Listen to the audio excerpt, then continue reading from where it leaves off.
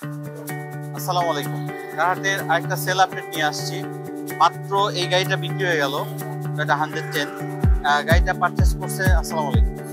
আপনার নামটা? আমার নাম মোহাম্মদ ফজলুল হক চৌধুরী। ফজলুল হক চৌধুরী। স্যার কোথা থেকে আসছেন? আমি চট্টগ্রাম থেকে আসছি। স্যার চট্টগ্রাম থেকে আসছে কারহাটের থেকে গাড়ি কেনার জন্য।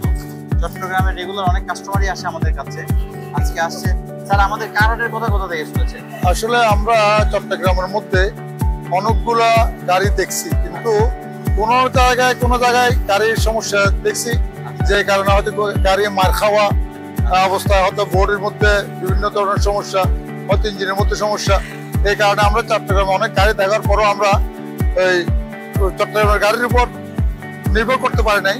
আমার এক বন্ধু, উনি আমাকে পরামর্শ দিল, আমরা ইনশাল্লাহ ঢাকা কারহাটে যাব। ওখানে প্রচুর শুক্রবারে গাড়ি পাওয়া যায়। আমরা বৃহস্পতিবার রাত্রে ট্রেনে চড়ে ঢাকা আসলাম। ঢাকা থেকে সরাসরি নেমে এখানে আপনাদের এই কার হাটের মধ্যে আসি। আমাদের গাড়িও পছন্দ হয়েছে।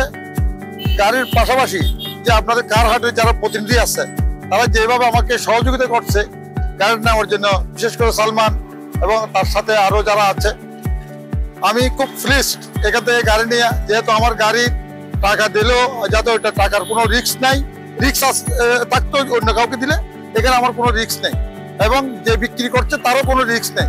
সব রিস্ক কার হাটের যারা প্রতিনিধি আছে তারাই নিয়ে নিছে। আলহামদুলিল্লাহ, আমি কার কিনে এখান থেকে খুব প্লিজড, খুশি হয়েছি।